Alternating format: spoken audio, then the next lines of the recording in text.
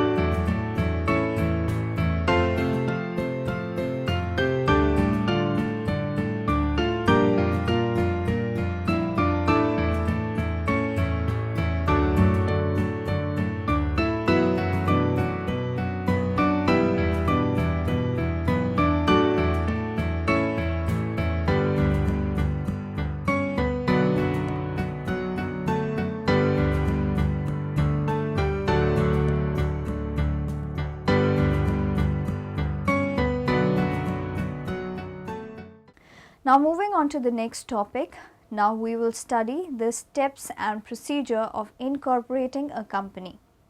Here are the 4 simple steps to incorporation that we can use to expedite the process. Remember that they can always turn to an advisor or authority on the subject for additional information. Make a name.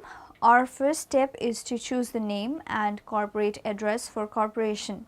This can simply be our own name and our home address, or it can be much more complicated. Depending on the nature of our business, we will have to choose a name that adequately describes their products and services and which identifies corporation to potential customers. Pick state. Even if we will be operating in multiple areas of the world, we will need a central headquarters location, and this is the state in which we will incorporate. Select the type of corporation. The next step is to figure out what type of corporation will work best for business. We can incorporate as a C corporate, an S corporation, or an LLC limited liability corporation. Each of these options has pros and cons based upon the type of business we will run. And I'm here to talk about the process professional namers use to create new brand names. Feel free to use some of these steps if you're trying to create a new product or company name on your own. So people often ask us how we come up with names. Are they computer generated? Do we sit around drinking wine, jotting down thoughts on cocktail napkins? Or maybe we shuffle Scrabble tiles around till we find that perfect combination of letters. Once upon a time, these approaches might have worked, but these days namers use a highly methodical process and create an enormous pool of names. This is due to the huge number of obstacles faced by potential naming candidates. It's not enough to be appealing, strategic, and distinctive. A name also has to be legally available, sometimes in many countries. It also has to be intuitive to pronounce and spell, and absent of negative meaning or associations in various languages. Sometimes an exact domain name is needed. For all these reasons, creating a new name today is an exhaustive effort. Catchword typically creates over 2,000 names per project. So it's clear we're going to need some serious numbers. How do we start the process? The first step is developing a solid naming strategy and creative brief, which includes looking at the competition and identifying areas of opportunity. To illustrate, let's pretend we're naming a new naming firm. After doing some competitive research, we see a lot of the players have names that include the words brand and name. To be distinctive in this space, we decide pretty quickly that we'd rather not have a name that includes these words. But what do we want to communicate? When we start our creative exercise, we always want to have some idea of naming messages, even though they may change as we get deeper into the process. In the case of our naming firm, we decide the name should at least suggest language and naming, though not overtly like our competitors, or in a way that will keep us from branching out into services like taglines or brand architecture. So all of these considerations go into our naming brief, along with thoughts on name tonality, construction, length, legal considerations, and whether the domain name is required. With our creative brief in hand, we're ready to start naming. For all but the most abstract projects, we start by creating a project vocabulary. It's really a great starting point for getting ideas down and free associating to other words and metaphors. Beyond just mixing and matching these words to form compound or blended forms, we might take key vocabulary words and translate them into Latin, Sanskrit, Italian, Hawaiian, whatever languages suit our communication and tonality needs. There are tons of great online dictionaries that can help with this. We also take interesting prefixes and suffixes and add them to different words. We can play around with different word endings, or try truncating some of the words. After exploring all the obvious ideas, what I like to call due diligence creative, we're ready to go off into blue sky territory. We might look at, say, the personal interests and hobbies of a company founder, song titles, new metaphors, or arbitrary but interesting words. We might take a short expected word from our project vocabulary and try pairing it with something completely unexpected. We also want to make sure we have at least several people working on each naming project to bounce ideas off each other both virtually and in person, and to continuously brainstorm new naming directions and ideas. When we have a substantial list together, for us well over 1,000 names, it's time to look at the list as a whole. New names will start to form when all the names are combined into one list and evaluated together. We play around some more, modifying spellings, combining different roots, and just generally looking beyond the obvious. When we're satisfied we've explored everything possible, it's time to start shortlisting. A good rule of thumb is to shortlist 1/10 of the total names, and then to hone a little further with fresh eyes a day or two later. Getting down to that final perfect name is an iterative, nonlinear process that usually involves legal and domain name screening, consensus building within the client team, perhaps additional creative, thinking about logo treatments, and so forth. In the case of our naming firm example, we've decided that catchword works with all our criteria, and we're very pleased with the results. To recap, here are the key elements of an effective naming process. Investigate competitive naming styles and determine areas of opportunity. Write a detailed naming brief that includes thoughts on messaging, tonality, construction, and legal and domain requirements. Understand that a vast pool of names is essential to success. Develop a comprehensive project vocabulary. Engage in both due diligence creative, exploring all the obvious and important messages, roots, metaphors, and languages, and go into blue sky territory and free associate and brainstorm with colleagues. Shortlist about 1/10 of your total list and keep honing. Choose our company directors. We will have to file the directors of corporation and their positions with the articles of incorporation and bylaws. For this reason, we should ideally have already chosen the directors before we begin the incorporation process. Memorandum of Association. Memorandum of Association is one of the documents which have to file with the Registrar of Companies at the time of incorporation of a company. The Memorandum of Association is an extremely important document in relation to the affairs of the company. It is a document which sets out the constitution of the company and is really the foundation on which the structure of the company is based. It contains the fundamental conditions upon which alone the company is allowed to be incorporated. Articles of Association. A company is an incorporated body, so there should be some rules and regulations or to be formed for the management of its internal affairs and conduct of its business, as well as the relation between the members and the company. Moreover, the rights and duties of its members and the company are to be recorded. There comes the need and origin of Articles of Association. Meaning and purpose of articles. The Article of Association contains the following details: the powers of directors, officers, and the shareholders as to voting, etc. The mode and form in which the business of the company is to be carried out. Prospectus. After getting the company incorporated, promoters will raise finances. The public is invited to purchase shares and debentures of the company through an advertisement. Let's know the meaning of directors. A director is any person occupying the position of director by whatever name called. They are professional men hired by the company to direct its affairs.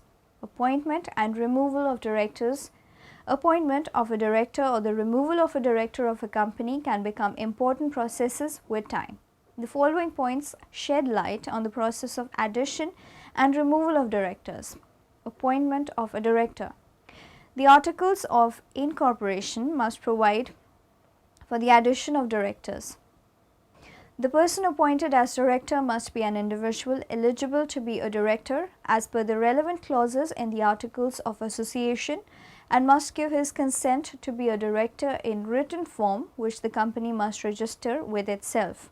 Powers, duties and liabilities of directors. Powers. The directors are generally responsible for the management of the company and they may exercise all the powers of the company. Duties. Statutory duties. A director must not put himself in a position where the interests of the company conflict with his personal interest or his duty to a third party. Liabilities. Directors may incur personal liability, both civil and criminal, for their acts or omissions in directing the company. Company meetings. A meeting may be defined as a gathering or assembly or getting together of a number of persons for transacting any lawful business and not for entertaining or the like purpose. Company meeting must be convened and held in perfect compliance with the various provisions of the Act and the rules framed thereunder. Section 171 to 186 apply to meetings.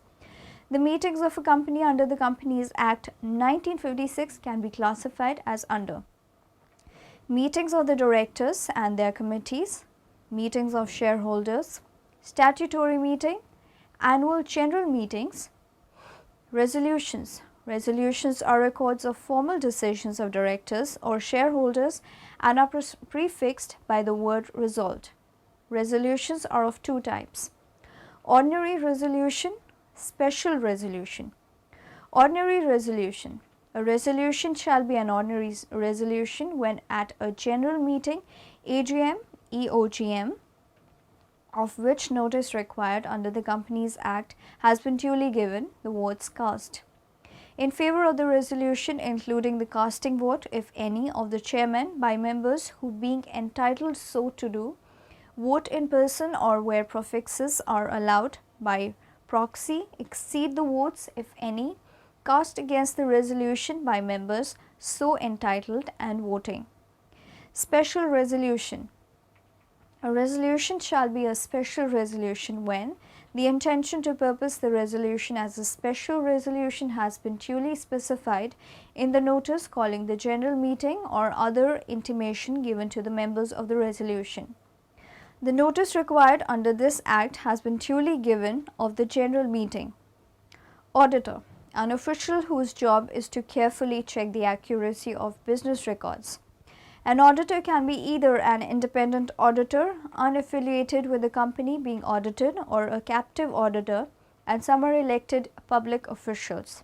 The term is sometimes synonymous with comptroller. Auditors are used to ensure that organizations are maintaining accurate and honest financial records and statements. Appointment of auditor. The directors appoint the first auditor of the company. The auditor then holds office until the end of the first meeting of the company at which its accounts are laid before the members. Rights and liabilities of auditor. Rights of auditor. The rights of a company's auditor include a right of access at all times to the company's books, accounts and vouchers in whatever form they are held. A right to require certain persons to provide him with such information or explanations as he thinks necessary for the performance of his duties as auditor. I think to be good at our job, primarily you have to have good personal and communication skills, because from day one you go out to your clients and you have to be able to sort of set up a good rapport with them. So I think that is really important, and people don't actually realise that necessarily when they think about our profession. The other thing is to be relatively well organised, to be flexible, and also to juggle a number of things, sort of in one go. So because quite often you have to do 2 or 3 different things or projects at one time, so you have to be able to remember what's going on in each one. So I think those are probably the kind of key skills that you need. I mean, obviously being relatively numerate helps, but I think, you know, more really about your personal skills and your communication, to be honest, because that's what you're sort of doing on an everyday basis, is talking to our clients. Well, pretty much our job is to make sure that our clients' sort of statutory accounts are true and fair, so they're not reporting anything that is incorrect that could affect, you know, their shareholders' decisions. But what that entails means basically going out to client sites, you know, looking at their numbers and performing specific procedures to ensure that they're right. But on a day-to-day basis, you know, you could be working in any different type of industry, sort of in any location, and doing things you know, specific to that client's industry. So it is a very varied job, but we obviously have set rules and regulations and tasks that we have to do in a day. So. Liabilities of auditor. An auditor may be engaged to provide a variety of services to a company, each of which may have its own liabilities attached. Partnership Act defines a partnership as follows. Partnership is the relation between the persons who have agreed to share the profits of a business carried by all or any of them acting for all. A partnership, as defined in the Act, must have three essential elements. Across all infrastructure sectors, water, energy, transport and social services, governments face an ever-growing dilemma. Traditional public procurement falls short of bridging the gap between available public finances and infrastructure development needs, both in advanced and developing countries. However, there is a way out. Public-private partnerships. Let's illustrate this with a concrete example. Imagine you have just taken office as a public decision maker. The first thing you would like to improve is the municipal drinking water provision, which has been neglected in the past due to the enormous task that it presents: building and efficiently managing the municipal water and sewage infrastructure. To tackle this challenge, you decide to share not only the construction of the municipal water and sewage system, but also its financing and its operation with the private sector through a public-private partnership agreement. Public-private partnership does not mean the privatization of your water services. In a PPP, the state continues to be the owner of the water infrastructure and accountable for the provision of good drinking water to the people. With the PPP approach, your government sets the stage and drafts a first plan. You then launch a competitive tender to identify the best offer from a private partner who will finance, design, build, operate, and maintain the project. Your private partner recovers his initial investment through service fees paid by the government or by the users directly. Your role is to supervise the public service provision in the best interest of your citizens. The public-private partnership approach lets you plan your project over its entire life cycle, optimizing the use of available resources. With this approach, you tap the strengths of the private sector that knows better how to first attract and invest capital, how to avoid cost overruns, and lastly, how best to operate. Finally, public-private partnership allocates specific risks to the partner that's in a better position to manage them, and these are tailored to the individual project. You, as the public actor, are best suited to control such risks as permits, legal frameworks, and changes in jurisdiction and regulation. The private sector mitigates best risks related to design, cost-efficient investment, operation, and technology. Certain risks have to be shared between both the public and private sectors, for example, sufficient user demand for new projects, or force majeure. Public-private partnerships are complex legal and financial arrangements. To create a successful partnership, a government should implement a set of good governance principles. The most important of these are: put people first. Start with assessing user needs. Projects must be economically warranted and involve all concerned stakeholders. A competent and stable government partner is required to build administrative capacity for effectively negotiating and managing long-term collaborations with the private sector, to put in place adequate legal frameworks and regulations, and ensure transparent procurement policies. Assess all risks from the outset and allocate them appropriately between the public and the private sectors. Don't forget to mitigate any substantial risk to the environment. Public-private partnership can be compared to a football game, where the government sets the rules and acts as referee to ensure their compliance. Those in the private sector are then able to compete against each other on the football field, for the benefit of the spectators. The game ends with the expiry of the PPP contract and the handing over of the public service back into your hands. If your citizens were satisfied with the game, why not continue and organize the next tournament with fresh players? There must be an agreement entered into by two or more persons. The agreement must be to share the profits of a business. The business must be carried on by all or any of them acting for all. Essential elements of a partnership. Voluntary agreement. The first element shows the voluntary contractual nature of partnership. A partnership can only arise as a result of an agreement, express or implied, between two or more persons. When there is no agreement, there is no partnership.